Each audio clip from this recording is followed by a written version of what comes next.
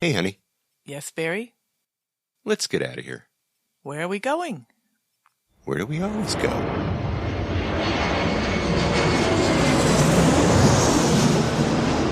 Fascina el viento, este ritmo de palmas, sin mi naturaleza, hasta encontrar la playa.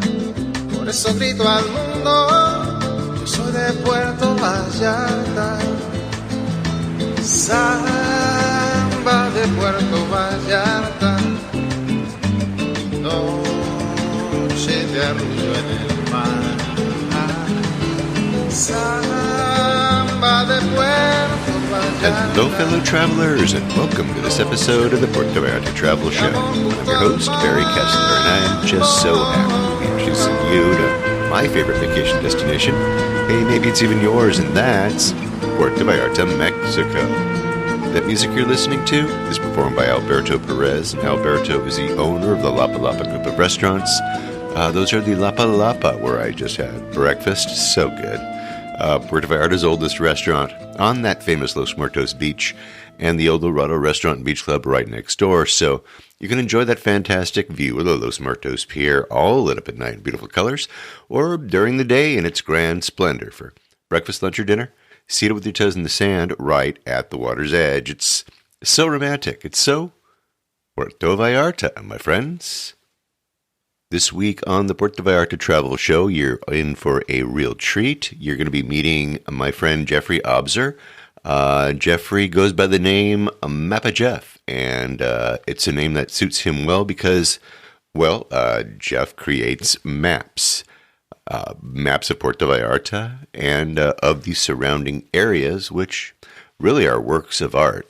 You could frame them, you can fold them, you can carry them around, and he'll even customize a map for you that might even have your Vallarta home on it, or maybe even your Puerto Vallarta business. But before we get to Jeff, let's see what's happening this week in Puerto Vallarta, the 31st of October, 2021. And by the way, Happy Halloween, everybody. Actually, I've spoken at length about Halloween celebrations and Dia de los Muertos celebrations in Mexico over the years now.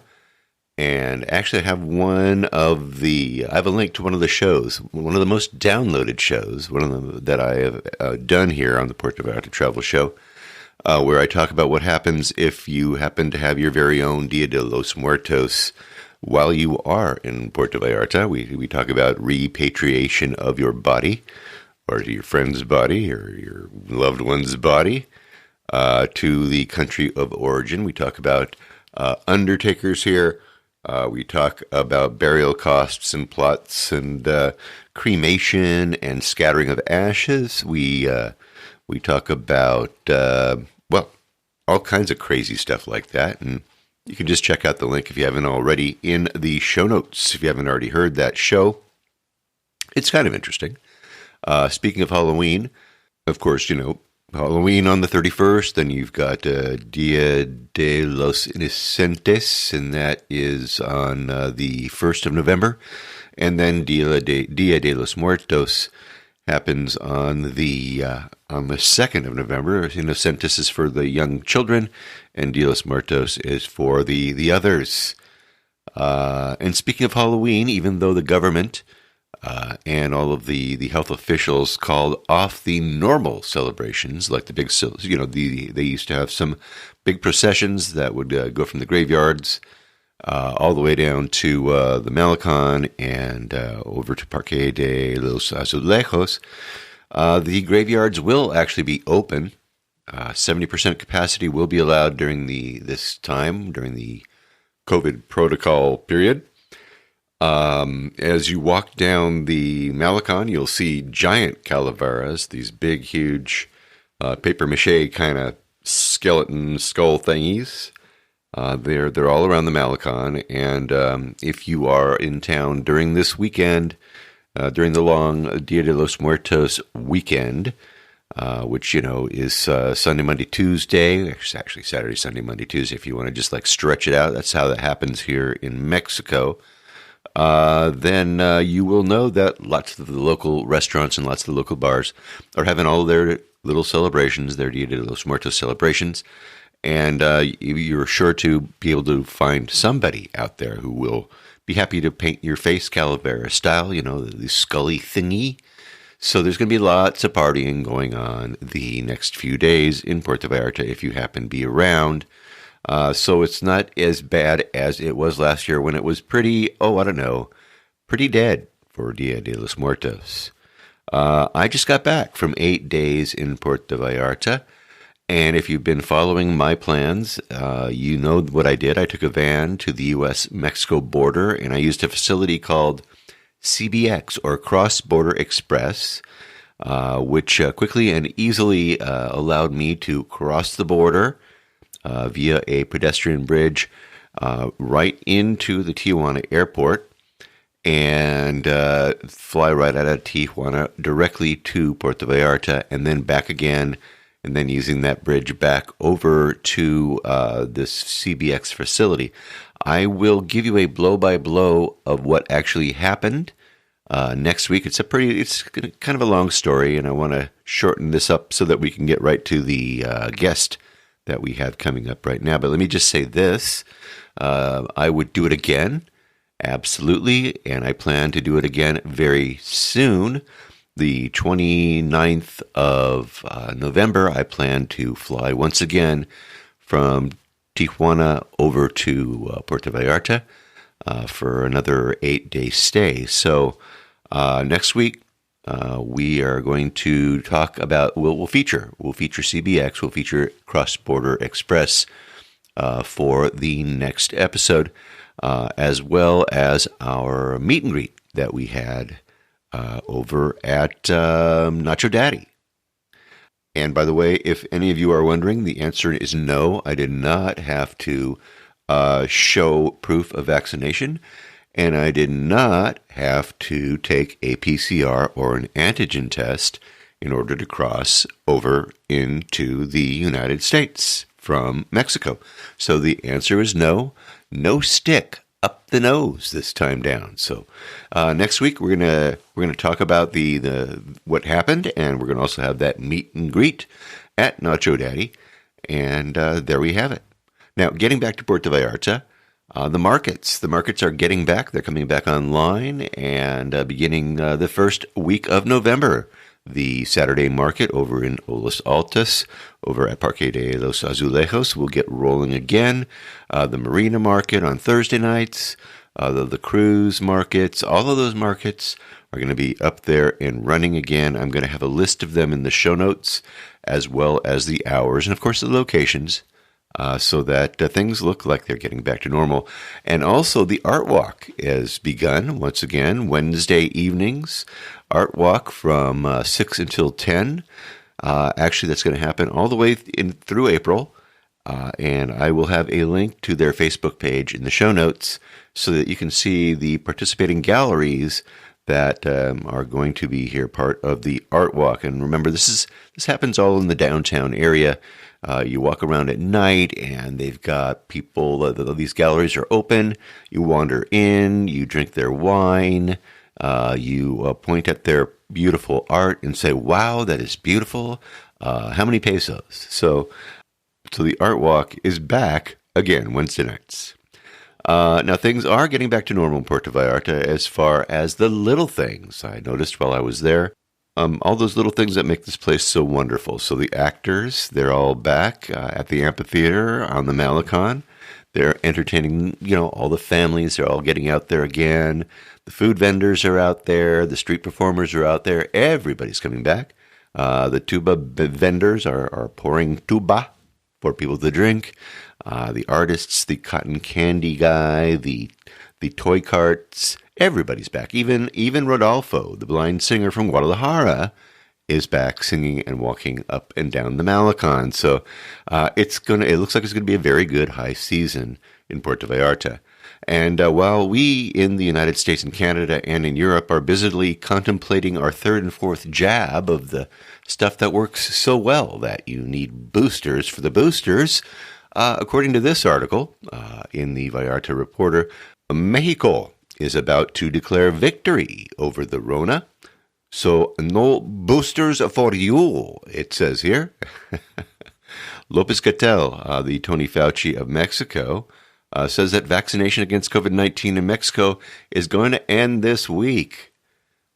This is October 26, 2021.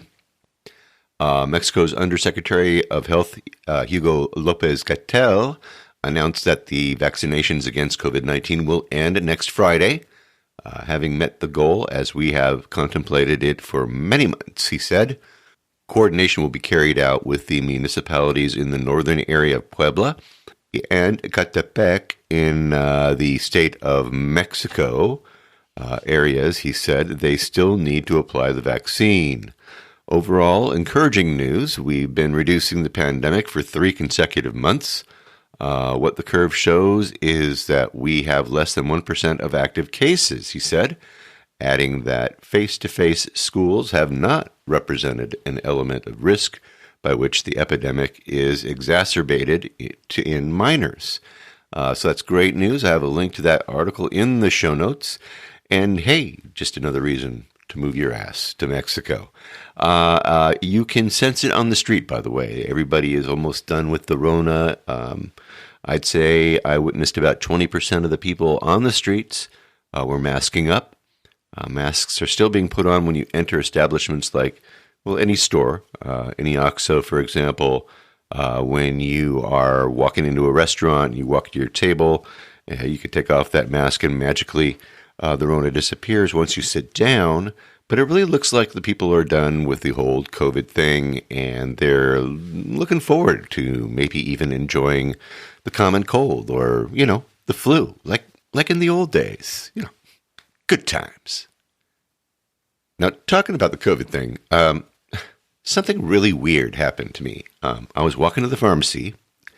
I was doing some last-minute shopping, some souvenir shopping, looking, to supplement and beef up my COVID kit at home. Pick up some, some horse medicine, and some corresponding antibiotic to go with that. And I was looking for a specific pharmacy because on that particular day, it was a Monday, they had a big discount. And so anyway, I was poking at my phone, at my Google Map, and up comes an alert flashing on my map, and it had a little warning chime, and it said, "Follow the alert. This is a COVID alert." And I'm going, "Wow, that's weird." And so it wanted me to accept it and read it, and I'm going, "I don't want to do that." So I tried to sidestep it a couple times, and it still said, "Read our alert. Read our alert." And so finally it gave up trying to tell me that. I don't know if it was because I kept on trying to go back, or maybe I just said, "I don't want to do it," and the listening tube heard me. I don't know. I don't know what happens with these with these smartphones. They're smart. And anyhow, has this happened to you? If you, for example, maybe you want to try this, or maybe it has happened to you. Let me know. If you were, looking for something like, like a pharmacy on your phone using a Google map, and wanted to stop you or warn you about something, I'd be interested to know that. Rambo, our friend, the dancing guy, who had a big shock. We talked to Rambo. He turned 69. He had a big birthday, and if you see Edgar, we call him Rambo, you will notice that he now has a new mustache and a beard. And he's actually trying to grow a ponytail in the back, and he's going to tie them all together, showing me how he was going to do that the other day. Anyway, he's looking great. And if you are looking for Rambo, you can usually find him dancing across from the Margarita Grill over on Basilio Badillo and Pino Suarez. So check it out. He's got a new look. He's got that beard, so check it out. Still dances. Still doing a great job. I had a chance to take a video of what's going on over at the Insurgentes Bridge, and I will embed it in the show notes. It is a slow go, but they're doing what they can. They are really, they're moving forward. What can I tell you? The parking structure over on Juarez that was closed after the flooding is now open again. So even though they diverted the northbound traffic onto Juarez, onto that bridge, while the repair on the Insurgentes Bridge takes place, they are actually able to get that parking structure going. And so right now, that is relieving a lot of the traffic that was happening in the romantic zone. And that's good to know because the high season is rolling right in. So yay, they can use that parking structure that's right there on the Malecon. Buses are still not crossing over that bridge into the romantic zone. The only way that the buses get in and out of the romantic zone is they come up and out through Basilio Badillo, up onto the Libramiento, over through the tunnels, and they bypass that whole area there. So still no buses are going through.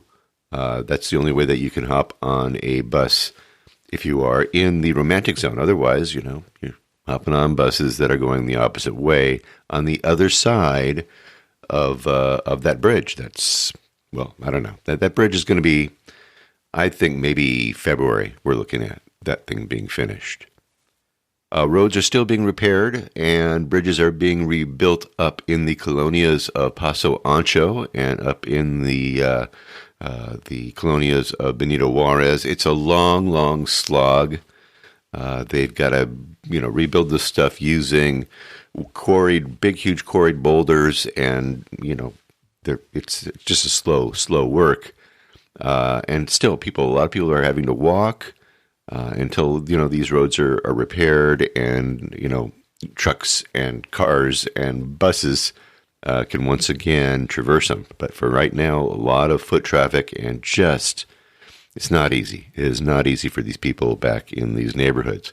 Now, I had a whole bunch of great interviews while I was in town. I had the meet and greet with JR over at Nacho Daddy, and we were upstairs. It was really nice. I'm going to play that next week, so stay tuned for that.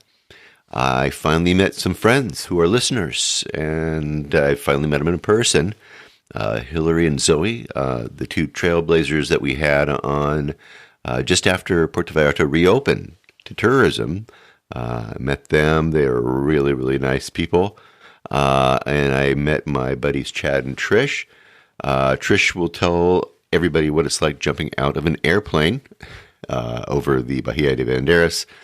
Both of them are going to be coming up on an upcoming episode. We had them up and we talked a little bit together. During the meet and greet, I met listener Jim. Jim was kind of in a hurry, didn't have time to talk, but he did ask me about the antigen test and about taking it and why I said that you should take the test over at the airport. Because he asked me, well, what about the local CMQ, or what about, what other place? So let me just talk about that real quick. Trish and Chad, they both told me that they used the San Pablo labs. We talked a little bit about that some time ago. And the San Pablo labs, they've got them around town. There's one in the romantic zone, I believe. There's one downtown. There's one in Cinco de Diciembre. And they told me for just 600 pesos, or about $30 US, they got same-day results by going over to this lab, which was right in town. So that, if you ask me, is the best deal in town, because you don't have to pay to get on into a taxi and take the time and go to the airport, because you're paying 200 pesos each way to get to the airport. So that was a great deal. Now, when I was talking with Jim said, well, he was going to go check out CMQ. And you can. I mean, you can do CMQ, Hoya, all those guys, but they're just more money. So the airport is like $25 US, or 500 pesos. CMQ is $63 US, or 1,240 pesos. And then Hoya is $79 US, or 1,516 pesos. So, I put my bet and I put my money on the San Pablo labs.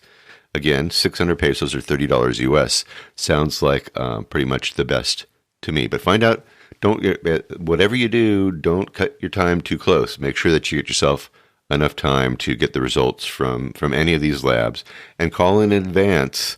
Don't just walk in. Say, give them a couple of days. Say, I'm going to be here on this day, and do it that way. Now, I've been to Puerto Vallarta many times during October, but this was one of the hottest Octobers I can remember. It was so hot. It was humid, and there was just almost no breeze. I mean, it was so hot that my sweaty ass slid off a plastic toilet seat at my condo. It did. I could not believe it. I sat down and almost fell on the floor. I mean, it was so hot that I could barely roll a joint. Because my hands, they were so sweaty, I couldn't keep the sticky gummy part, from getting all wet while I was trying to roll that sucker. So it did start actually to cool off by the end of the week. So by Monday last week, I could actually feel a little bit of a change in the air, maybe a little bit of a breeze, but it was really warm. But even with all that heat, I still had a chance to have some good times. I took a wonderful sailing trip with Leslie Highland. We had her last week on. She's a scuba instructor. And we had a little bit of wind, actually, while we were out on the bay. So we were able to cut the engines. We got some great sailing time and did some snorkeling. And it was just a beautiful day on the bay. It was the first time I ever have been on a sailboat sailing on the Bahia de Banderas. It was really nice. I made sure to bring a soccer ball for the kids over at El Nogalito and some coloring books. And so if you do join Leslie on one of her trips, make sure you don't forget to do that. I want to thank Dean Rager from Puerto Mexico and from Coco, Mexico. He set me up with some really great interviews. Polly, she hooked me up with a great horseback ride that you're going to really, really love. We're going to have that coming up soon. Big thanks to Marcia Blondin, who introduced me to a young man who runs VallartaInLina.com. That's a Spanish language newspaper that I use here on the show for some information. I'm going to have Humberto on. He's a really interesting guy. You are going to really like him. And Julie Guerrero. Julie introduced me to a medium. One of those guys that, talks to dead people. Anyway, I don't know if you really knew that Puerto Vallarta had her very own medium, but they do. And we are going to be introducing Kennedy to all of you in the coming weeks. So you will meet the Vallarta medium. This was a very good trip for interviews, I got to tell you. And I got a couple of emails from some of you listeners. Actually, these guys have the same name, Carl. Maybe they are the same guy. Who knows? But anyway, Carl are upset with me. And so, you know what? I'll get to those. I'll get to their emails next week. But right now, let's get to our next guest, shall we? Let's do it. I found Jeff on the internet. I know, it sounds like a modern love story, doesn't it? Well, come on. Anyway, I was looking for a map. That's what was happening. I was looking for a map of the different colonias of Puerto Vallarta, which I did find, by the way, and it was a very nice one. I'll have a little bit of a link there for you. But while I was doing that, I stumbled over a few maps that really brought me back to my childhood. When I was growing up in Southern California, we vacationed in a lot of popular lake resorts. Lake Arrowhead, which is maybe a couple hours from us. It's up in the San Bernardino Mountains here in Southern California. My parents loved Lake Tahoe, and my uncle had a lakeside cabin up there. And when I would vacation at these places and go to, they used to have these little gift shops and stuff like that, and you would see these colorful maps of the area. They were kind of cartoonish in nature, they would have, they were kind of like works of art, but they would have little detailed streets and points of interest of these particular vacation spots from my childhood. And the ones that I was looking at when I was looking for these maps of the colonias, this one of Puerto Vallarta, were a lot like those maps from my childhood. They were colorful. They showed important spots, but they were really works of art. So I followed the maps to a website called Mapa Jeff, Cartography, and that's where I met Jeffrey Obser. Jeffrey makes maps. And Jeffrey, you're going to find, he's a romantic. He's a bit crazy like me about a certain place on the map, which is really why I really, really like this guy. He's a big thinker, and I believe that he is a bit of a genius. But anyway, I asked him if he'd come on the show.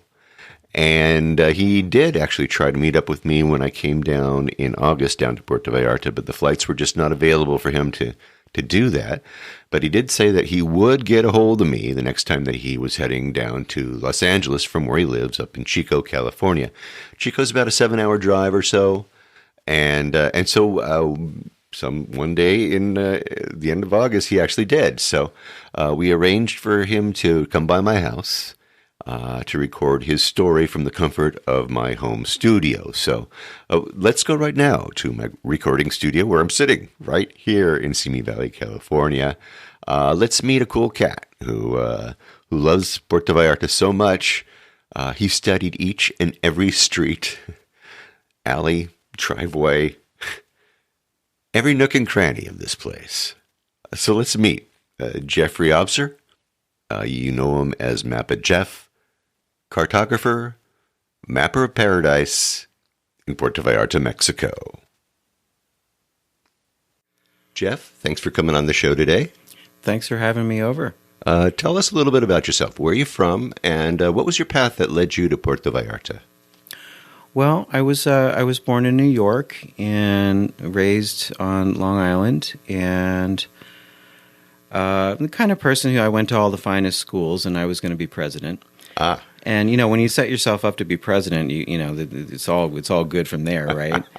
But I found myself in California for college, and then California a lot after that. It was a combination of this relentless explorer urge and traveler lust earlier in my life, which is still there, combined with I just can't do cold climates, and that includes New York. I don't know why I was born there. Yeah. I don't know why I couldn't hack it after 18 years of, breathing and eating and more or less living there. But, Northern California was almost warm enough. And it just, by about my early 30s, all of my presidential plans, and career ambitions and everything that I was expecting of myself, my family didn't do a number on me. I did it on myself. I wanted to be able to fly around the world and change the world and be paid handsomely to do so. I was going to be just a Middle East correspondent or something, and I'm not that person, and so it always totally had cratered by the early aughts. And a friend of mine just had discovered this place called Yelapa. She visited me up in the Bay Area, and she bought a wonderful painting by an artist, and she was getting on her plane the next day and couldn't take the painting with her. It had to be packaged. She said, if you want to bring it down, Jeff. So smuggling a painting past customs in Puerto Vallarta was, and I already spoke Spanish by then. I had already done hard travel in Colombia and learned my Spanish, or enough of it. So what did I know? I'm lying to customs my first visit, I got her the painting. She got me on the boat to Yelapa. And, and in the course of that trip, of course, I went to Puerto Vallarta and I hooked up with some friends from San Francisco, and we had a ball. And, I was pretty much within 2 weeks, I was a convert. I was like, why am I putting myself through all of this, impossible stuff up in my American life? I mean, I've always wanted to be an expat. And, of course, I just had never done myself the favor of trying to do so in a place that has weather that is warm enough for me. And by warm enough for me, I mean, at the height of the summer, right before the thunderclaps in Vallarta. I'm so happy people hate me, Barry. Well, you can get really, really cheap rent that time of year. I can tell you that right now. Yeah. You can get, it's wide open, isn't it? Yeah. Yeah. So how long were you in Vallarta? Well, Vallarta, I was back in, my first wave of being down there was several seasons in Yelapa, and I had a very cheap rented place, which was the epitome of paradise. I changed my life. I changed my head. But then, Yelapa started getting built up. Unfortunately, my landlord took my money and built another little house right next to mine, stocked it with his teenage sons who, played techno in the morning. So, not even Banda. well, I was kind of squeezed out of Yelapa like a zit. Yelapa can get very confining after a while. So that's why I packed my bags and went to Puerto Vallarta, rented a place for the rest of the season. By then I had my my four-wheel drive vehicle down there with me. And just that little half a season of having access to everything in Vallarta and just tootling around and going down, getting some great food. And I was also by then working on my maps. I had started mapping by then. And it's like, well, this will be a chance to just knock off that map of Puerto Vallarta I wanted to do after mapping Yelapa. What was I thinking that it was going to be a quickie? Yeah, because there's a couple of streets, as I recall, in Puerto Vallarta. So, all right, let's talk about that. Let's talk about maps. Now, obviously, your maps are beautiful. You have obviously you must be an artist. Yes, are you a trained artist? I consider myself an artist, and I do mapping as an artist. I don't call myself a cartographer because cartography has become a technologically oriented science and lots of restrictions. I mean, people can get artistic within those confines. I'm about the art. I'm about making a place look beautiful.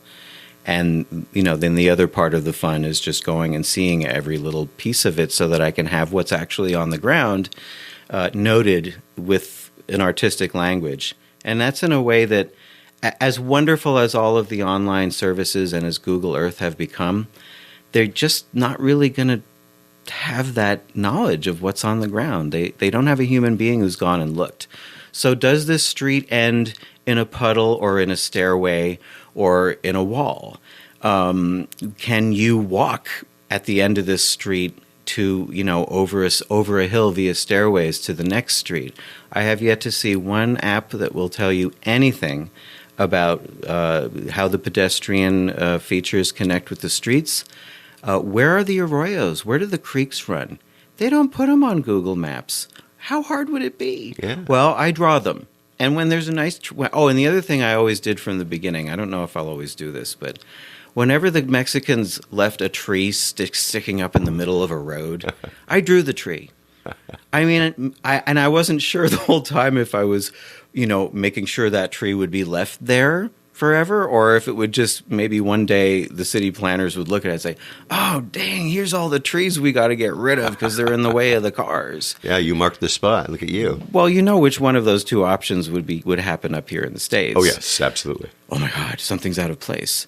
But this is one of the things that I found the many things that I find so human and so wonderful and so unexpected about Mexican life. They just left the beautiful tree right there in the middle of the road. You got to drive around it. Yeah. That's the way things should be, I think. And I love that. And, you should focus me before I just go off on a tangent gushing love about Puerto Vallarta right now, Barry. Well, all right, let me ask you this then. All right, now you say when you get down on the street and you are down there and you're looking at it, not only you're looking at where they end, but I think you're looking at the character of the particular street, aren't you? So tell us on your map, pick a street, and what are you drawing? Let's say there's a street that's changed a number of times since I started, and it's, I believe, Calle Abasolo, which heads up right from the Malecon all the way up now to the Cross, which has now been furnished with a pavilion and a viewing stand and a funicular, which I'm not sure works all the time, but I'm sure it works some of the time. But when I first mapped that, starting at Calle Emiliano Zapata, which is one of the hilly, bumpy, cobblestoney north-south streets. Emiliano Carranza. Talking about the one that... No? It's Carranza? Carranza, yes, so it is Carranza. Carranza. Right at the top. Yep. Yes, above the Malecon. I should have the map in front of me while I'm trying to talk about my own map. The first time, it was a paved street up to a point, and then it was a stairway for a couple of long blocks going up. And then it was again a paved street, but only for a block. And then it became a dirt street for a block, and then it became, I believe at that point, a path up to the cross. And if you wanted to, and for a while there was another stairway snaking up to the right or to the south, and then back up to the north to get up there. So since then, and I'm not sure if this is because of interest in the cross or because they've been promoting it as a place to hike, which is also a worthwhile thing to do. Above Emiliano Carranza, they've now made it a proper, well-paved, well-curbed street that goes on for quite a while. And then before it snakes around to the left and becomes a narrower ATV track, now it's a funicular. Yeah, I mean, so these are all ways to get up to that place that involve hiking and involve streets. And they change within the space of 5 years. So much changes. Yeah. You know, and I was just there in May. I was literally, now I have a good GPS on my phone to tell me where I've been when I get back from just sweating and hiking around, trying to piece together, even if only in my own head, how does this all connect, you know? Yeah. Where does the land turn into this arroyo, and do I remember this from the last time I was here? It doesn't look the same, and often it's not the same. And even though it's all grown in with vegetation and buildings look old pretty quick in a tropical environment, it's new. Yeah. And they have a new breed of metal stairways now that they put up on some of the less stable hills, especially around that Calle Basalo. So there I was. It's like, okay, I got to factor in these new metal stairways, and then this path here is now blocked because they're building something up there, which means this entire path up, an alternative path up to the cross, is now blocked. So you're constantly making you're making edits, yes or no? Yes, and it's like every chance I get, every time I am down there, there's always the breakneck 2 days, sometimes a week, of the expensive vehicle rental, where I am just hell-bent on getting every factoid I can get out of the time I have in this vehicle. And I do it. And it every time when I start out, I'm like, ooh, I got the Jeep. This is so badass. And, I can do anything. You know, now I'm making the notes on my own maps. It used to be on screenshots from Google Earth, you know, which were very vague. And I had, you know, now my own maps are starting to, oh, really? Oh, yeah. Really? That changed? Okay. But yeah, this last time I spent an evening hiking around that part of Centro above the Malecon and below the cross, and piecing together how the stairways have wandered. I don't think they've changed that much, especially not like Calle del Pedregoso is it's a street that's so steep that at the end of it just ends in a wall. I mean, it just goes up. You can't even climb it anymore. Well, yeah, I mean, you know, you can only get a quarter of the way up, and then you have to get out of your car and walk the rest of the way up. It's incredible. That's it. But there's all these little boutique inns have popped up on rooftops over there. Yeah. There's a lot. Well, because the view is so good. That's but you know, it's and if you catch yourself in an Airbnb. Mm-hmm. Going up Calle Pedregosa, just be ready, because you will need to understand you're going to go up 100 stairs to get to your place. Yeah, wherever you are. But the view, and and if you're the kind of on a backpacker type trip, that's going to be really appealing. It's just the whole sweating your clothes all the way through factor. All right. So this map that we're talking about here, this is a map of the city, right? So you're mapping from what, like Conchas Chinas up? What are you mapping?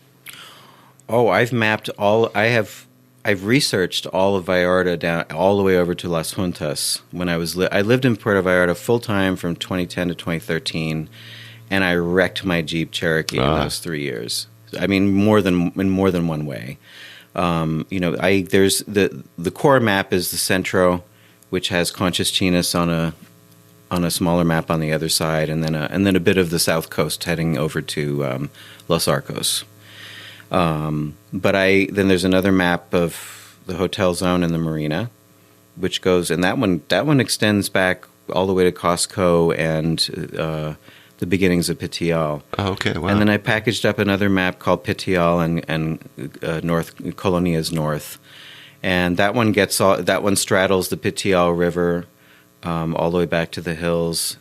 And then it shows that the southernmost string of eastern colonias, such as Bugambilias and Ramblaces and Agua Azul, and where Puerto Vallarta's one big waterfall is, that's inside city limits. That's how to get there. All right, hold it. You can't get away. You cannot get away from that one. Where is that? Oh, Agua Azul. Where is it? Well, it's tucked up behind the Libramiento and the tunnel entrance. It's actually really probably only a quarter of a mile as the crow flies from that tunnel entrance, but it's up and it's back. So let's say when you're leaving the Libramiento tunnel on the north exit to it and heading down the slope, and you're going to head off towards the airport and the hotels. There is a creek that's been canalized in concrete right to the right of the road, and that's coming down from Agua Azul. It's the Salto de Agua Azul. Salto is one of the names for waterfall. So you gotta turn at your earliest opportunity on one of those bridges, cross over, and snake through some cobblestone streets. And then you go up and you park next to this. It's an elementary school, and it's just a sleepy little neighborhood up there. It's very leafy, but you park, and then right there you can see the water tumbling across the street. It's one of those streets that has the water just comes right across it, and then a series of waterfalls down, and you park and you walk up a trail for not very far, and there's a series of pools, and there's this big tumbling waterfall.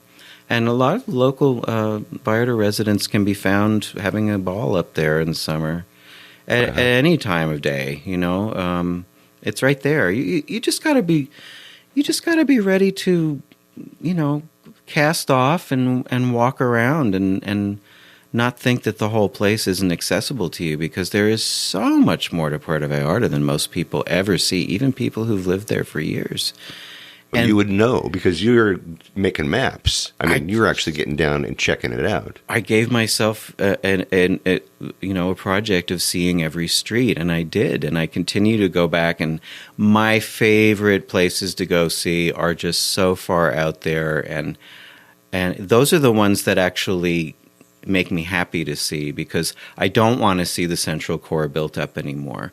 But when you go back out to all the way to Volcanes, to Avenida de las Poetas, which is a new almost highway going way, way out to all the way. And there's another cross on a hill out at the end of Volcanes.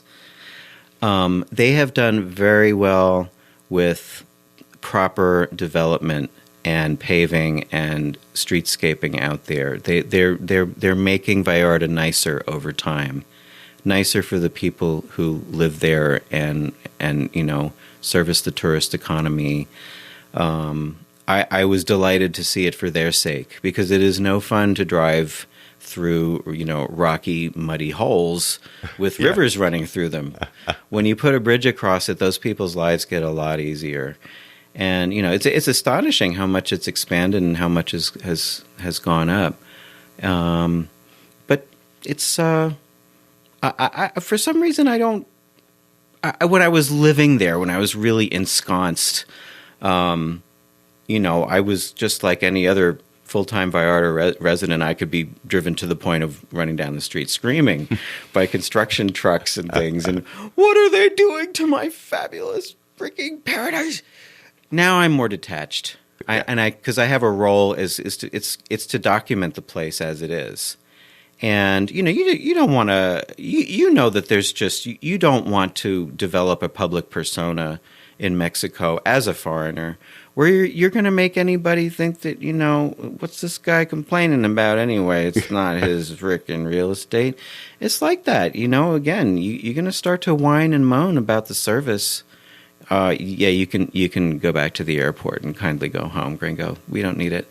It's really like that. So I think I've gotten into a more appropriate relationship with the place. And if I move back there, I'm sure I'll be running down the street screaming again. But I'm ready for that, actually. Of course you are. Be a small price to pay. Yeah, no kidding. No kidding, right? All right, you've got this. You talked about the waterfall. You talked about this other cross.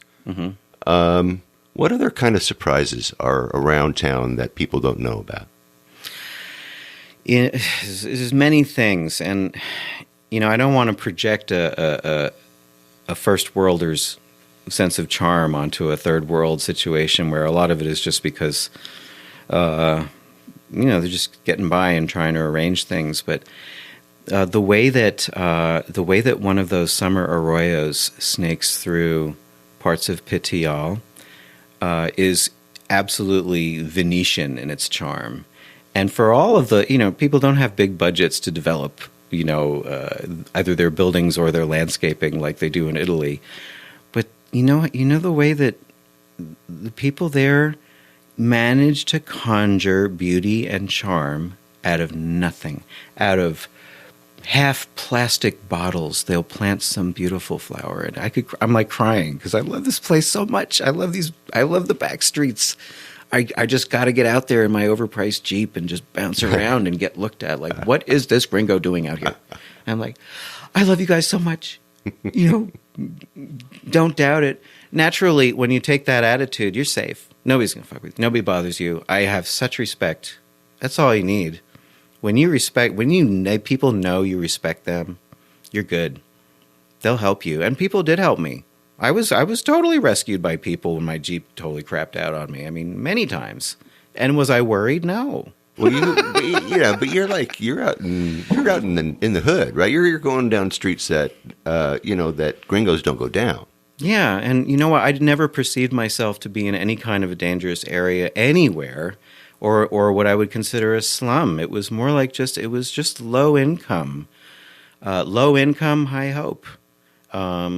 So yeah, if there's one thing I would say to first time visitors or to people who don't know what to expect, to say, you're wasting your time if you're wandering around there being afraid of other people. It's just not that kind of place. There might be bigger, more clanging cities in Mexico where there's plenty of areas you might want to avoid, but I've never ever felt unsafe there. And there's so many unexpected charms to be unlocked by just go to cool rentals and spend the bucks and rent yourself a nice little SUV or Jeep and spend a day and just wander around that place. Of course, I know it like the back of my hand. But you could also, buy Mapa Jeff maps and drive around the Jeep with the maps and really, know where you are. Because Google don't know shit. Sorry. Google does not know quite where things really are. They try, and I'm not dissing the technology companies. It's amazing how far they've come. But for lack of hiring artists and editors and people who can interpret the landscape in a way that is more fine-grained, they're only going to get you so far. And they do get street names wrong because they're reading the street names from car cameras that are reading them off of whatever comes along in the way of, which is not much. Interesting. Yeah. The street signage is very, very partial, even in the downtown Vallarta area. Absolutely. But when you get out into other areas, they can be reading street signs that say something that is really not the name of the street, but there's a big sign saying it. Like the classic example is Puerto Vallarta. There's a road that I've never been able to find the name for. It just comes up off the Libramiento and goes up to that area where the cab is going to take you through the gate and get you up to the Carmelita, the big lookout restaurant. Oh, yeah, yeah. It's that secret way to just get over the hill and get down to Calle Allende and be at the Malecon without going through the south side. Yeah, I've taken that road. That's very interesting. You can get up there from there. But as far as I know, and I could be wrong, the big green sign that says Por Vial, it means by a connector. It's not the name of a street. Right. But if you look on Google, they're gonna call that street Por Vial. Yeah, Core by Connector Street. Yeah. And that's what computers do. Of course, maybe computers are gonna know that much eventually. In which case, I don't know what I'm going to do. I'll figure something out. You'll figure it out. You'll figure it out for sure. No, I don't want to be anti-technology. It's just, and I've used every one of those tools that I can get my hands on. I've used them as much as I can, and it's just that when I was first, I drew Yelapa. That was 2005. It was just an offhand suggestion from my friend April, who was running the Vortex Cafe. She saw me sitting there, collecting myself from the crash of my intended life and my journalism career by just drawing line drawings all day, just making noodles all stack up. And I was so happy, of course, to just have the time to just sit and noodle on paper. She said, "Why don't you do something useful and draw a map of this place?" There's no map of this place. And I was like, "No, okay, sure." And the first few tries revealed how kaleidoscopic and nobody can conceive of Yelapa until they've been there for a while. There's just many different little areas and the hills sticking out here and there. And so my first attempts to draw it were these just sort of crazy, rather off base artists' attempts to make sense of the place, and filled with little poems and things. And I was so high on Yelapa. I was so absolutely ravagingly in love with this place I had stumbled into that I couldn't really do anything sensible. But when I did get a map that was usable, it was on a 9 by 12 inch piece of paper, and it was all in pen and maybe a little bit of charcoal here and there. And I drew the key landmarks and inns. Each one got its own little stylized little. I was really kind of a naive folk artist back then. I had never done art. Well, no, that's not true. Now that I just visited Mom, and in fact, I have stacks and stacks and stacks of drawings from when I was a little kid. Yeah, and cities and floor plans and spaceships and Yeah, so it's in your blood, bro. Yeah, and Yelapa kind of Yelapa's magic that way. And if you think an offhand comment from somebody barely know in a cafe can't change your life, think again. Yeah, no kidding. All right, so you got that map. Mm-hmm. And probably people were looking at that going, now that's pretty good. People liked it, yeah. There were 100 prints that first year, and, I still got a couple of them. I sell them for, like $25 each now as an antique, and I donated one to the new Yelapa Museum. Oh, yeah. But to get back to the mapping itself, there's no way to capture Yelapa in a conventional north-facing flat map. It's useless, totally useless. It does, because Yelapa has to be viewed from the north towards the south. Even on a flat map, it only works that way. But I drew it as a drawing of the hills and the cove and the shore, and then traced the trails, network of trails as they rose and fell in the elevations. And that way you can begin to make sense of the place and figure out where you're going and how to get there. And so I got that done, and I thought, gee, this is fun. Why not just do Vallarta as a kind of a snack, So I Oh, yeah. And this is before you could, get a screenshot of Google Earth and more or less get the shape of the streets in some form. So I went back to Oakland for the summer, and I did a bunch of crazy stunts to just get Vallarta done in some kind of form. Just central Puerto Vallarta to start with. I think it involved photographing a blue map from an oblique angle just to get the shape of the streets. And then from there, I artistically altered it to make it a little bit more like Puerto Vallarta really was. And that was really only the beginning. And then I was when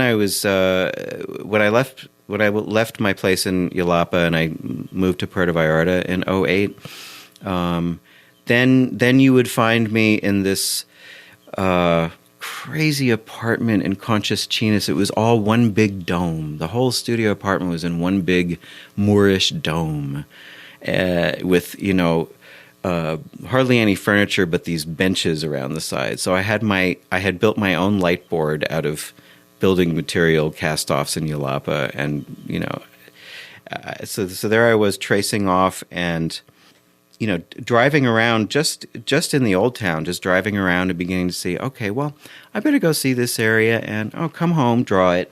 Okay, now I've got this. And that was when I realized that Vallarta was not going to be no snack.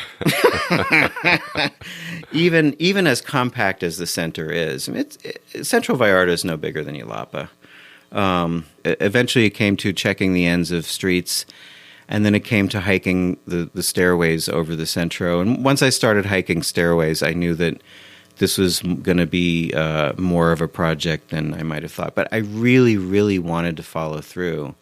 And I did. I had a print of Central Vallarta map by the time I moved down in 2010. I had a print already, and very primitive. It had these big hanging balls marking the ends of streets, the traffic end of streets, as opposed to the paths and the stairways. And I look at it now, and it's very much of a piece with the original Jalapa map. It's kind of folk art, but it worked, and people loved it, and. So there I am, arriving in Puerto Vallarta in 2010. The first apartment lasted 2 weeks. It was the wrong. You do not get You do not get a gloriously beautiful apartment in a neighborhood that does not have one single other gloriously beautiful apartment. No, you don't. Felt sort of not. Just.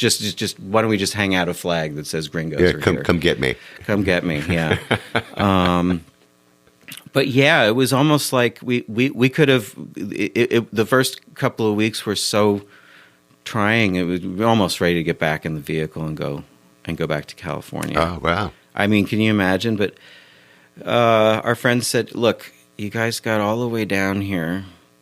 You really try something else, okay?" And got an apartment like a block off the beach in the romantic zone, and much better. Well, that was the place to be. Yeah, right. And so that first summer, yeah, between thunderstorms and downpours, and as a Pisces, you can't flood me too much. I just was walking down to the shore in bare feet and getting in the water. I was taking the Jeep and getting in four-wheel drive and inching down those steep cobblestone streets and Conchas Chinas to get right down to the water. And I know how to get to the beach in Puerto Vallarta where parking is easy and there's nobody and it's gorgeous. It's like Mazatlan or Acapulco. He's not going to share that with anybody, by the way. For $29.99, sent to my website. No, I'm just kidding. I will share it. If you ask me. But the thing is, the process was the same. It was the crazy homemade light board, and lots and lots of letter size printouts from Google Earth, kind of giving me an overview. I'm running around with a clipboard with these neighborhood screenshots, and I'm driving around looking, and I'm marking them up, and I'm marking, okay, this is a good street. This is a street that's kind of dirt and a little unreliable. And then there was the special X streets, just a series of X's. This is shown on the map as a street, but you're not driving this street at all. No, because it's boulders, and there's no crawling Jeep that's going to get through, and there's fewer and fewer of those. Thank goodness. As time goes on. Yeah. But the wonderful thing was to be able to go out every day, and I'm going to go and see a new area, and I don't know if it was an economically wise decision to decide up front. If I'm going to do this, I'm going to do every single street in this city, and because I felt then I'm doing it for the people here. Now, Mexican people are not very map oriented, from what I'm told. It's just not their way. They're going to ask directions, or but nonetheless, I wanted if I'm going to document this place, I want to do it in a way that is appealing to them, just in case. And not just, I don't want to just do some a tourist map that just shows the Centro. Everybody's mapped the Centro. Everybody's even mapped Marina Vallarta, or some people have. So I went through with it, and I indeed was. I went as far as I could get on foot before dogs barked so much that I was afraid, and I went as far as I could roll in the four-wheel drive before it was not going to go any further. And every day was sort of right at that edge. Wow. So You really have really great knowledge of the city. It's amazing, Back the of my stuff hand, that you do. Barry. It is amazing. And I have visual knowledge. I can look on my map at any intersection. I can see it, and it's so special. The connection with a place based on the mapping, and it's just as true for my hometown now, which I've seen all of in Chico, California. I mean, I come in on the plane, and the most interesting part of the flight is I'm looking, and I always get a seat on that side. So I'm like looking, and I know every little thing down there. Yeah. It's a feeling of conquest. And, for somebody who didn't get to be the New York Times Middle East correspondent, I tell you, it's gratifying. Exactly. There is a consolation. Oh, it's even better than that. Because nobody hates you when you're a cartographer. Right on. They love you. And they love your art. Now, these maps are pieces of art. They really are. I mean, you can frame them. You can put them, put them in. I think if you got a condo in Vallarta, you got to have one of these maps. Yeah. Do you when you're making the map, right? When you're drawing this map, this is like it is a painting, right? I mean, it is. So what are you doing with that? What are you doing with that painting? Well, the very first thing is to frame it as a rectangular object where it's gonna have flow. It's gonna make sense as an image. I want to line everything up in the map so that it looks good in the frame. Part of what I do, that's part of the reason why I'm always turning the compass. I have very few maps that are north facing, and there's a few. If it works, it works. Bucerias, for example, I had to just turn the compass just a little bit to the northeast to get that one to line up the way I wanted it. Interesting, yeah. With a panoramic back view all the way back to in the Ameca Valley, and I was able to include in Bucerias all those little back trails going back up to the La Presa. But with Vallarta, one of the things that makes it wonderful to do shore towns is you get to have the ocean as a big feature, and then it's going to be how does the ocean cut across the center of the image? There's a principle in art and design called I believe it's the golden mean, and it's the way that a curving line will swoop around a rectangle if one of the dimensions is halved as the line progresses. And a lot of the old artistic painters of Europe, they of course all knew about this in Italy back in the day, and they tried to observe these sort of principles of harmonious flow within the image to orient them. So, and if they didn't orient them with harmonious flow, then there was a reason why, and that was purposeful too. So that the beginning of it is just to have a good shape. And then there's other just basic artistic principles, like you should have bluer colors in the distance and brighter colors in the foreground. And when you're doing more, the bigger the region you're capturing, the more you want to make sure you're observing that. I'm already well into putting a haze over the top of the map, coming down from the sky, because as the distance recedes, you're not if you're really seeing it, you're not going to be able to see it as clearly in the distance as you are in the front. Right. The reds and browns are going to be sharper and brighter down right by the ocean shore. And then, of course, the ocean is another thing that back when I did the first Vallarta map, it was just a strip of light blue. Now I'm sitting there making many layers of translucent sand disappearing down into aquamarine. I'm just trying to see how lush an ocean I can make artificially on a screen. Yeah. So it's been an artistic journey as much as anything else. And the other thing is, one of the things I love about Mexico in general is just how everybody's always improvising something. You have to. It's jazz. It's jazz with a tuba and, an endless stream of lyrics about how you broke my heart, But they're always having to... Don't leave out the accordion either. But accordion. If I could put accordions and tubas in my maps. Actually, maybe I can someday. I'm working on it. But you know how just like my whole presence down there and everything, I reinvented myself there. I also became a performing musician down there, and I've kept at it. And I'm actually pretty much at a professional level in Chico. I'm known for it. I have a band. I can play in wineries. That all started when I just stopped trying to pretend I was going to be out being some important American, and I started being a jazz Mexican. So it saved my life. It made my life. And the maps are just another thing that everything I do on them has just been pulled out of a hat. I've made it up from scratch from the beginning, from that first pen drawing of Yelapa, which, I recently sold. I auctioned on eBay to raise money for their disaster relief after their floods a couple years ago. That was a great way to find out that people really value my work, know, and to, do something good for the community, and also burnish my own profile as an artist. That's always in the back of my mind. There's nothing wrong with doing well by yourself and then in a way that does well by everybody else.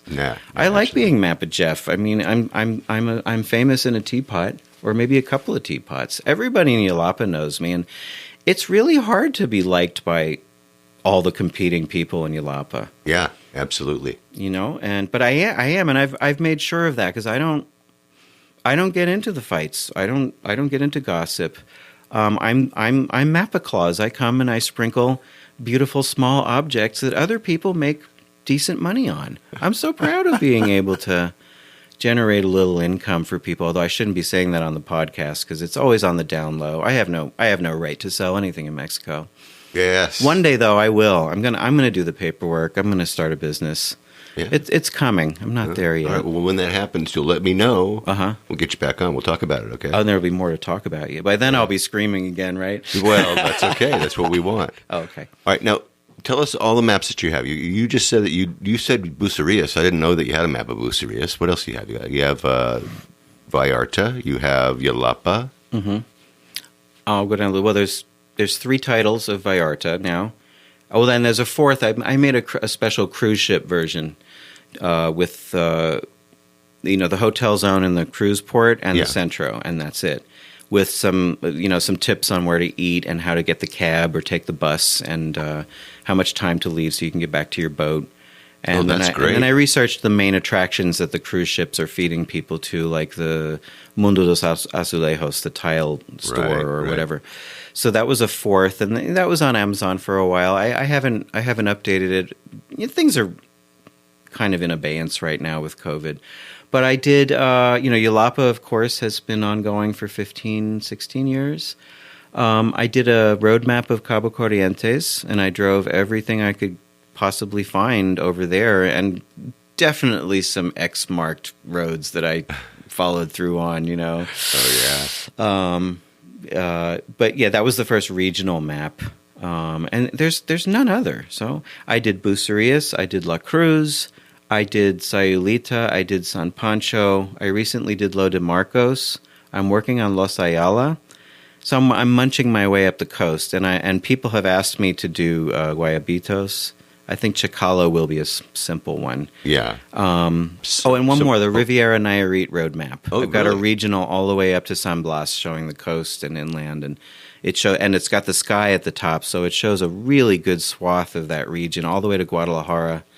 Wow. The main roads and some attractions, but how does it look? How does the land look as you're driving through it? You're not going to get that from an app telling you where to go. No, you're not. All right. So, how are these maps looking?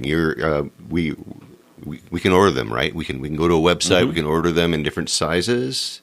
Right now, there's I've got prints that are in a 14 by 20 inch foldable format. I haven't folded them. I've also got options to order them just flat and rolled up to frame. They work either way. Okay. The foldable format was something I created around the size of something that will sit easily in a CD display case. So I'm at thrift stores buying up every little CD crate I can find always. One day I'm going to drive down there and Customs is going to say, why is he coming in with 100 little crates for CDs that nobody buys anymore? And I won't tell him. No, don't tell them. Don't tell them, because then they'll sell the secret to the Chinese, and then it'll be all over. Oh no, No. Maybe I should make maps of China. All right. No, the maps are there. Anybody who really wants to work with me and get their own custom print at any size, even with their own house on it, I'll work with them and I'll charge them as little as I can. And people do come to me for that. All right, so let's talk about that. What kind of custom things do people come with? That sounds really good. So someone will say, "Here's my house. I want you to put my house on this map." Sometimes people will want one that they can just have on a letter size. Or the restaurant. A restaurant, it would be effortless to do that. And I'll draw the restaurant and make it look cute. You know, I can totally do that. Wow. Okay, cool. I've done it. But all right, mostly, all you Vallarta restaurateurs that are listening to this, did you hear that? Okay. Well, if they're interested in having an artistic representation of it, that is, once they pay me and they have the image, they can do whatever they want with it. I've always had that policy. Interesting. Okay. If you just want to borrow a piece of what I've already completed for your own purposes, if it has your stuff on it, that's ideal, because then it's not going to interfere with my branding. It doesn't cost me very much to just section something off and dress it up and frame it up for you. But you know, Barry, it at the same time, even as I'm willing to do all this, but there hasn't been a whole lot of takers, because it's people who are really passionate about art and passionate enough to contact me, work on a quote, asking what they'd like to do, get me to do what they'd like to do. I am always available for it, but people are generally, I think, they're just too busy. The apps are probably sufficient for their purposes, most of them. Mm-hmm. But let's say Café des Artistes decided they want to have a giant Mapa Jeff map hanging in their restaurant with their place at the center drawn. Mm-hmm. Yeah, I could totally do that. Of course you could. I would love they could. It's just that I'm not banging on their door begging them for the work. No. Maybe I should, or should have. Maybe you should. Maybe you should. No, I'm more of a dad. The thing is, Barry, if you want, I set myself, after years of thought, decided to be a journalist. You know how that is in life. Your best decisions are ones that you've consulted astrologers, therapists, priests. You've thought about every aspect of your personality you could think of, and then you come up with a decision. And when it turns out to be the wrong-ass decision it could possibly be, you shouldn't be surprised, because you left out the one detail. And it's like, I'm a very private, very quiet guy. Yeah. That's why I don't call it Jeffrey Obser Maps. Mapa Jeff is sort of my protective cover. I love having a fictional being. In fact, now my Facebook identity is the same thing, which maybe not. I don't know if that's a good idea, but it's sort of an alibi. It's sort of a international man of mystery. For me to be out there trying to sell myself, I don't know if that could ever do that. That's hard. That's hard for you. Just to walk up and to tell people, "Oh, I'm great. I have this to offer you." I'd be a lot further along in many areas of my life if I really knew how to do that. All right, we'll get you into some really great training courses. I know they have some. I'm sure. Well, here we are in Southern California. I could probably walk in somewhere and get this changed in my head right now if I tried. Yes, right? you can. All right. So if somebody wants to buy a map, how do they do that? How are they going to get a hold of you? Well, the first thing they can do is there's a couple places in Puerto Vallarta that keep them around. One of them is a small cafe called Café El Sofa. It was run by an old friend of mine named Amaranta, who is a peach and makes the best cup of coffee, I think, on the south side. Okay. No offense, D. Your coffee's right up there, too. Now, I can't even say that anymore. There's so many wonderful cafes there. Anyway, if people would like to buy the maps in Vallarta, my friend Amaranta keeps them at her cafe, El Sofa Cafe. It's at 306 Venustiano Carranza, which is right at the intersection of Constitucion. So right where the condos end and the charms begin. Yeah. That's where her little place is, and she puts art on the walls, and she indeed does have huge sofas upon which I crash before every flight home. after my, wrecking my butt in a Jeep. Yeah. And it's just part of the ritual. And she has most of them there in a little case. Okay, so in Vallarta, right there, Cafe de Sofa. Yes, and the other place, when she's beginning to stock them as flat posters, there's a wonderful 4-story local artists collective store called Arte Viviente. In English, you would say it Viviente. That's at Guerrero and Libertad. Yep, So it's on the other.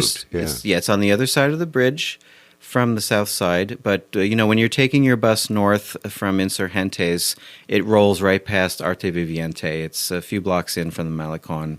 Wonderful store, a great project. It's worth going to, whether you want one of my maps or not. But she has the titles there as well. So that's down there. Oh, and at the La Cruz farmers market too. I have a couple of allies who take care of the La Cruz, Bucerias, and Riviera Nayarit maps from there, and the rest of them when they come. Nice. Lo de Marcos. But up here, I have an online store. It's through Square. I'm always looking for the most cost-effective way to get my stuff out there, and Square is very reasonable. So I have all the images, and they make it easy. You stick your credit card in, and the foldable portable ones will come in within a week for $10. And if you want them flat, that's $15 because I gotta roll it up and put it in a tube. But that's to mail it anywhere in the States. Canadians, the Square Corporation, for having this multi-billion-dollar market cap, has not figured out how to process Canadian postal codes yet.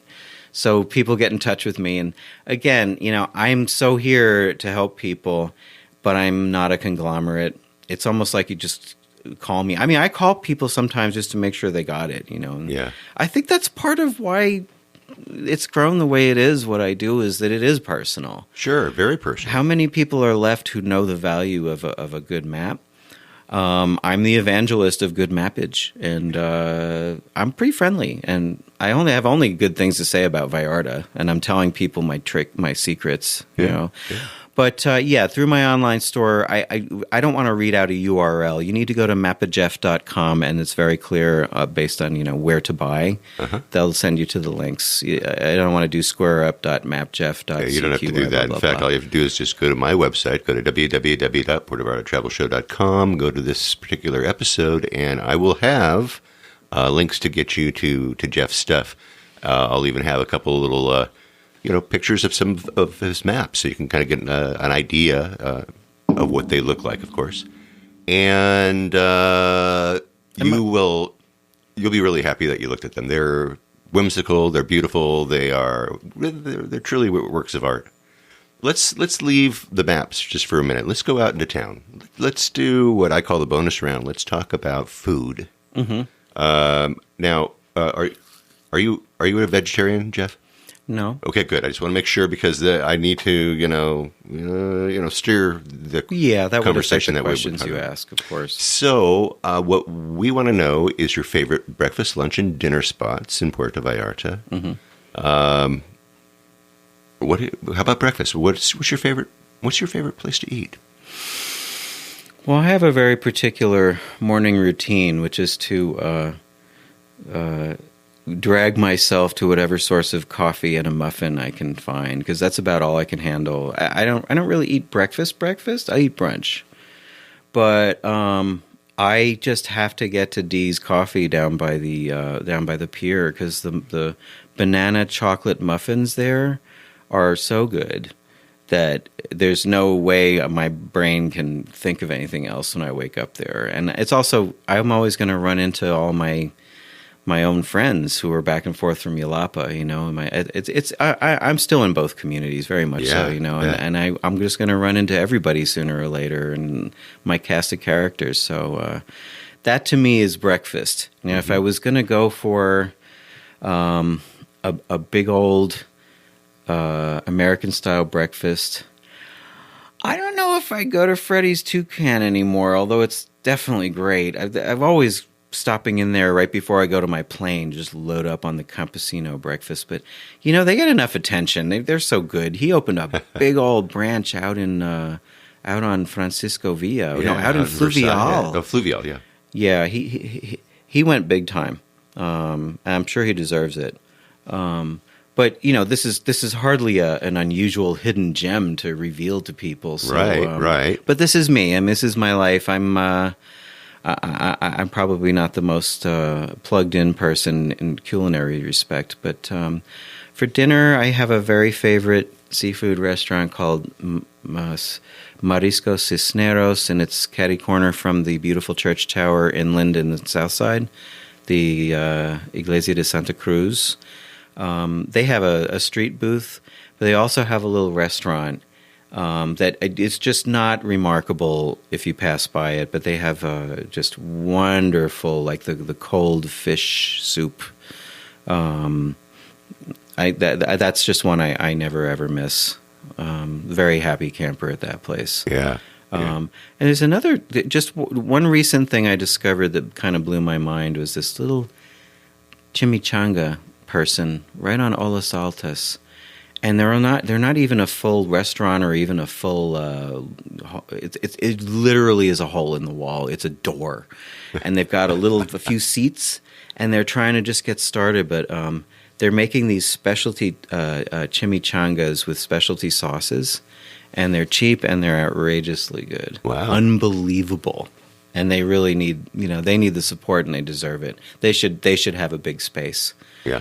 I guess they said location. Let's get 2 square feet and see how it goes. See how much money we can make out of this. Yeah, I'm sure they'll do well. Wow. Yeah. Wow. Okay, and does it have a name?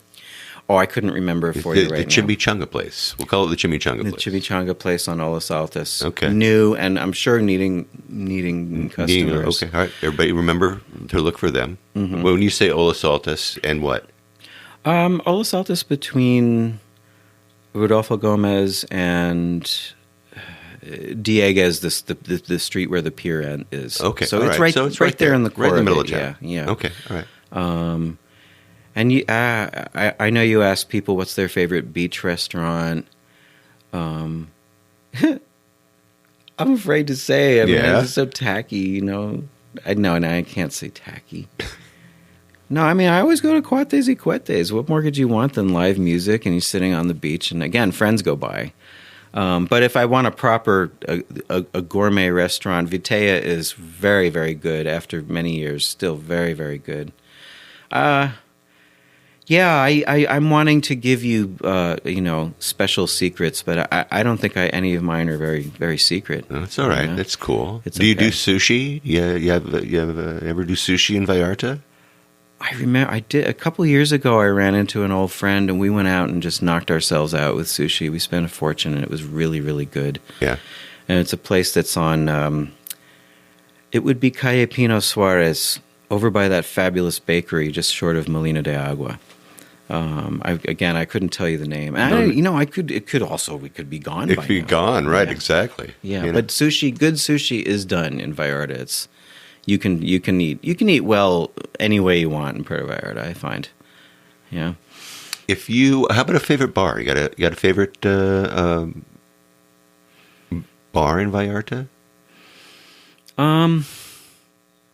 Yeah, I used to live right around the corner from a bar called Garbo, and it's in the gay area. I suppose you could call it gay. I was performing music there briefly, but when these guys asked me if I knew anything by Madonna, I just collapsed and I never went back. I play Brazilian jazz, and I was like, no, Lady Gaga, that ain't me. But it is a wonderful space that is, it's like a refrigerator to climb into and cool off. Yeah. In the summertime, it's dry, it's cool, the drinks are good, and that was sort of the neighborhood hangout. I'm not much of a bar person. Okay, that's all right. That's cool. Mm-hmm. What about? Let me ask you this, because you're the map guy, mm-hmm. and if you were going to take somebody, this is 2 questions. First one is, where would you take somebody that you would consider the most beautiful spot in Puerto Vallarta? There's so many beautiful spots. I'm going to have to think about this. No, I actually, I just like the fact that I know how to drive down Calle Sagittario to the bottom and find that the ocean is lapping right there and there are big rocks sticking up out of it, which is one of my favorite things about the Mexican coast. Dying to see Acapulco, to see the real big rocks sticking up, but they have them in Conchas Chinas, and what happens is you park the car and you get into your flip-flops and you walk down the rocks and you jump in the water, and it's gorgeous and simple, and there's no vendors. And that's just because I'm usually running around in a vehicle at some point, but I would be able to do it by bus. It would be a bit of a hike down. Mm-hmm. Yeah. That to me is preciosa. Just the it's like a dream. It's like a dream from my first summer living there. The walks along the ocean in the pouring rain, just the wildness of it, and feeling so free, so free. I mean, and nobody's trying to give you a ticket. Right. It's just wonderful. But for beauty, I mean, if you wanted, there's just so many little beauties, and I would be showing people things like the little parks that they built up at the top of Coloso, looking down the valley at the ocean, and the condos here and there, and things like that. They've built over the years many beautiful parks and stairways in Vallarta that no tourist ever sees. And they're still beautiful. I mean, they're a little worse for wear and tear. But I would just be showing them the public spaces that Mexicans always have. They always take care to have the little square. And I would take them to the central square in Pityal at night and let them feel the life of that community and the commerce going on, and that there's not a corporate name in sight, and there's stores selling improbable, almost impossible ranges of products that you've never seen before that are all made somewhere tucked away in Mexico, and they're not really there to hustle and bustle and grow the economy. It's their life. It's where they are at. And when you're in a community setting like that, when there's people around, there's children playing, there's old people, keeping an eye out, the feeling is of safety.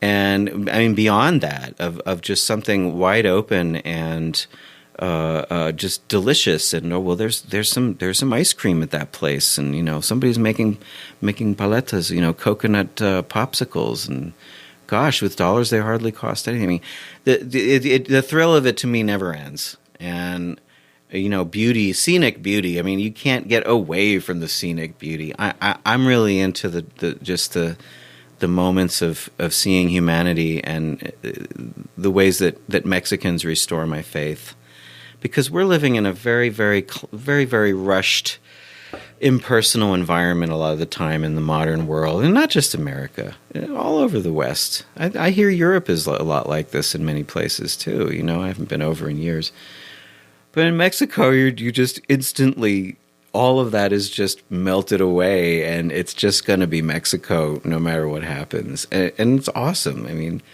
you're gonna have a hard time finding a bad bite of food from a street booth anywhere in Puerto Vallarta. It's just not going to happen. Right. It's more likely your mind is going to be blown by how good something is. Anywhere you stop in, any little place, and I've done it many times. Just I think I'll take a chance on this, but pull over the Jeep, and I'm out in BFE here, and just pull in some random place and get some tacos, and I'm leaving. I'm practically in tears as I leave. Just say I can't. How can I express to you how happy this just made me? And they're not, and they're pretty deadpan. They're like, they're like, okay, Gringo, yeah, no, we love you too. Yeah. Go. But it's not an adventure for them. This is their life. Yeah.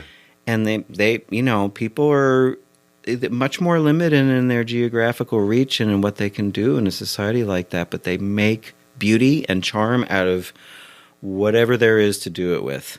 And earlier I was talking about the way the arroyos snake through Pityal, and I mean, you could do a photo essay on that, on what people and the bridges, and every little footbridge is different, and everyone has a different story. And Some of them are in terrible shape. Others of them are clearly some aspect of community came together to build a really, really nice one that sticks out amidst the general kind of disrepair. But I'm looking for that. I'm looking for the little places where the streets break up, and then there's a creek, and there's trees, and there's chickens. There's people living on little terraces, and there's a whole bunch of kids everywhere. And in the summertime, when those waters flow, it is total kid paradise out there all over town. There's streets turn into rivers, and kids are building forts, and they're what kids do, and they're making up little adventures and hijinks.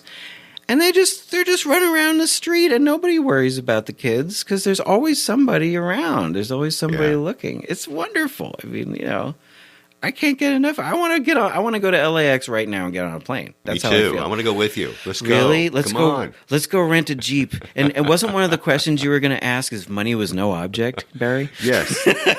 That is one of my questions.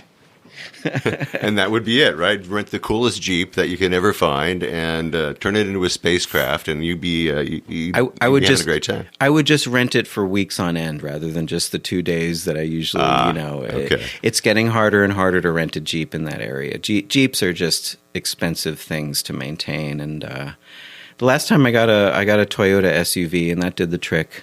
Yeah. So maybe that's the future, but I find I can't function with just a car, a little rental car. I'd be afraid of having it dangling off a cliff in my tow. With what you do, I have to be able to take a little chance. And one time I rolled a 2-wheel drive Jeep across a river out by the upper Rio Ameca, trying to get across from the northern side road to get back to Las Palmas and snake my way back into Puerto Vallarta. And if I hadn't taken the chance on that river, I guess the other wrinkle was that I had given all of my pesos to the gas station, and I was out there and was like, am I really gonna do this? What is the prospect of me getting stuck in this river with a rented Jeep? And I was just like, okay, deep breath, and I backed up, and I got a nice good start. It wasn't deep water, but it was an expanse, and I just like rolled across. I got out the other side, and how could you describe how good that felt? You must have been elated. I was so glad, and I didn't even have a GPS tracker back then. I wasn't even keeping a record of where I was going. But if money was no object, I would go to Cool Rentals, which is a great little business renting adventure vehicles on I believe, Calle, Mexico, just as you come in from the airport when the cobblestones start. Mm-hmm. And it's not cheap, but they're very friendly, and they do have actual Jeeps. So if money was no object. Then I would also, in addition to renting it for 2 weeks, I wouldn't worry the whole 2 weeks, because then if I wrecked it, it would just be covered, because I do worry. I want to tell you, the worst thing is to turn in a rental vehicle and find there's a dent in it, and it happens almost every time. Every time. It's so embarrassing. If you had a word of advice for a first-time traveler coming to Puerto Vallarta, what would it be? Other than getting one of your maps. Yeah, no, I don't care if they get my maps. I do. You do? Yeah. I would. I'd probably hook them up with a map. Yeah, of course. Yeah. Okay. So that's the second thing. The second thing. The second thing I would see, just really. Don't waste your time on cab fare. Just get a hotel. Don't be in an all-inclusive unless you really have special mobility issues, or I could, I'm a man. Women have different security needs than I do, and I don't want to tell them, how they should feel about their safety. But I personally feel that there is a number of wonderful hotels at any price range right down by the pier in the Zona Romantica. Head straight for there, stay there, and make that your base. Branch out from there, go see other areas from there, but go right to the core and walk around. Do not hesitate to be a part of the scenery, and don't go halfway into Mexico. Be in Mexico, and don't worry, because Mexicans are all looking out for each other, and they'll help you. And any basic security precautions around your purse or your money that you'd use anywhere in any American city are more than enough. Go there all the way. Right. Get your feet all the way in the water. Okay. And words of warning. I mean, the warning I'd give people for Puerto Vallarta is the same as I'd give them for anywhere in Latin America. There's quite a bit of tolerance and patience for people from more luxurious, more efficient countries who get their feathers ruffled by things not working or coming as fast as they should. But you're going to have a much better time if you always are willing to wait 30 seconds before you even think about taking it personally that something's not happening fast enough. Now, the gift of having lived in Mexico is that I can now be patient and wait those 30 seconds at any counter in any situation here in America. And I'm having people behind counters apologizing to me after 10 seconds that something isn't happening, and I'm sitting there going, if you had any idea. Because things won't happen as fast there. That little bit of it's not just patience, but it's respect. Always know that the people you're dealing with have very different lives than you, and often they have their own heartaches and their own pain, and people don't grow up expecting the sun, moon, and the stars in Mexican society. They're lucky if they're going to have a living and a job that's dignified. So that was a much too long answer to that question, Barry. But if I could rephrase it, I would say, the one warning I would have to you is just to expect things to take longer and not take it personally when they do, and that will smooth over almost everything that can happen. And if it could even take 24 hours before the hotel can come through for you with what you really need. Stick it out. Nobody's trying to deny you your good time. Yeah. It's a slower culture, and there's all kinds of wonderful things about that slowness, that it builds into life and even the tourist experience. Exactly. We try to make that an enjoyable experience, and that's why we tell you at the end of the show to slow down, and be kind, and live the Vallarta lifestyle, because that's the Mexican lifestyle. Mm-hmm. Is there anything that I've forgotten? Is there, before we say goodbye today? I can't think of anything. If I think of anything, I could let you know over the various channels of communication, or maybe run into you in Vallarta, and I'll think of it then. But I think we've covered a lot of ground. I do too. Tell us again how they can get your maps. My maps are available with an easy credit card swipe on my online store. And if you visit mapajeff.com, that's MAPA Jeff.com, you'll find all the images and all the instructions and tales about the maps, and a link to where to get to that online store, which is over the Square platform.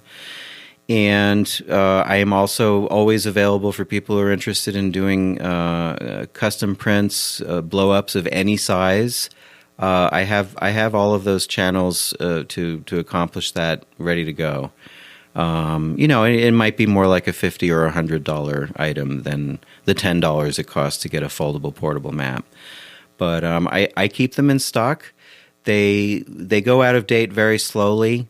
Because they're not oriented towards temporary this season's information. They're oriented towards understanding the landscape and how the streets and features fit into that. Those things never change. And the Centro doesn't change much at all. So, but one of these days, I'm going to publish, all the way out to the very, very farthest reaches, just to say I did it, just to follow through. And I'll get one Just like there's this one humongous Cabo Corrientes road map hanging in the Presidencia in El Tuito. Yeah. That's what I want. That means more to me than selling 100 little, tourist maps. Wow. Is that somebody cherishes a good one, a big one somewhere, and if somebody wants a custom piece, it'll be signed and it'll be fade proof forever, and you'll never get rid of it, and it'll outlive me. It's better than a byline in the New York Times. No kidding. Absolutely is. Well, Jeff, I have to thank you very much for.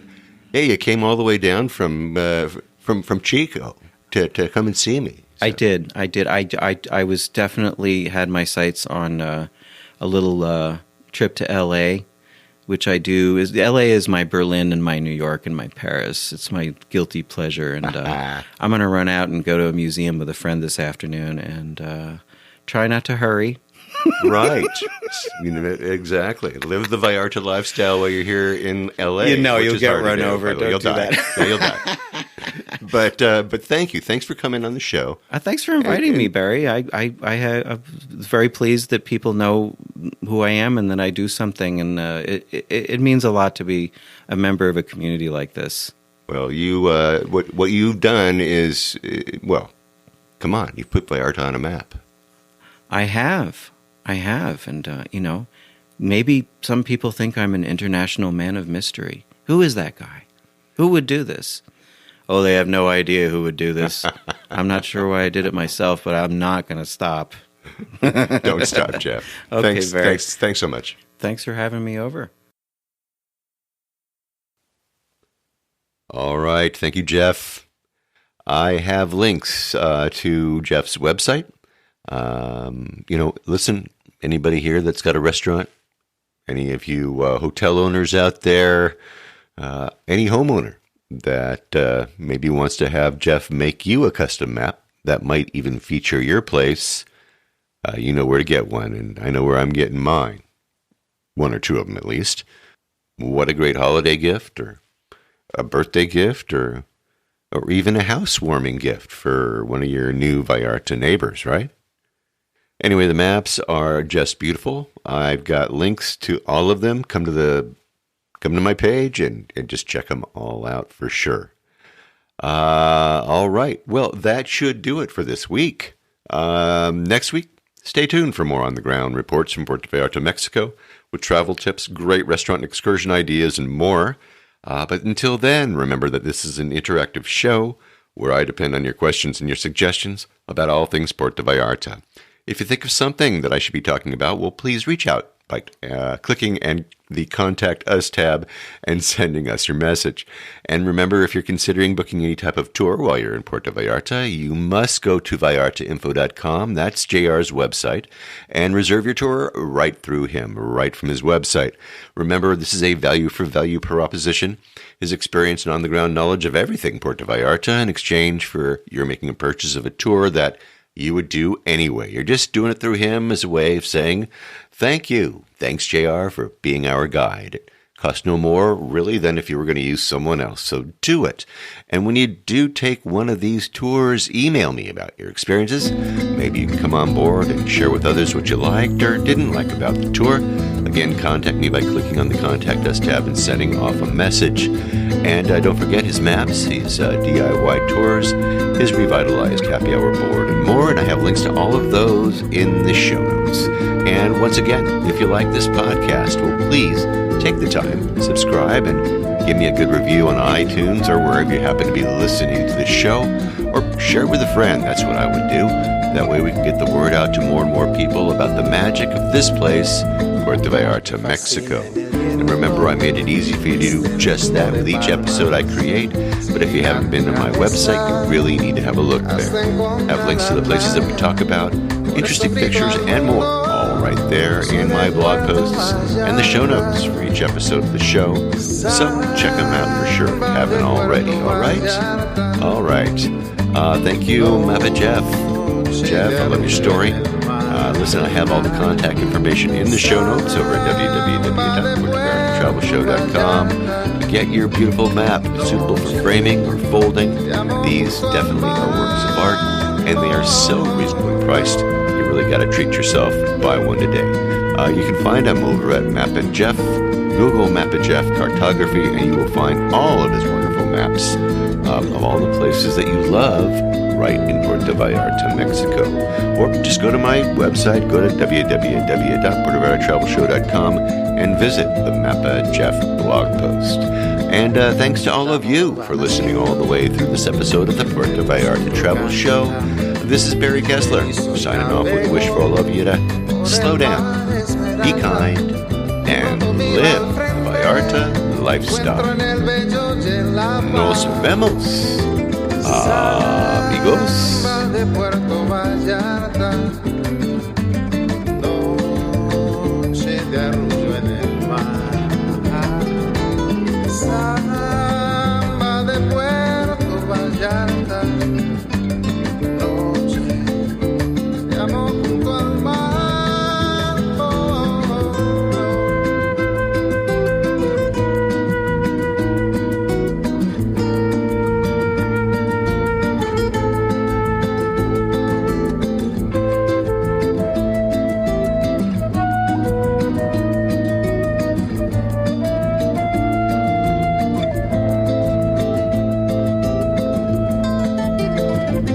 Solo camino eterno por la playa, me encuentro junto al río cuando todo está en calma. Pronto cae la noche, me brillas Puerto Vallarta.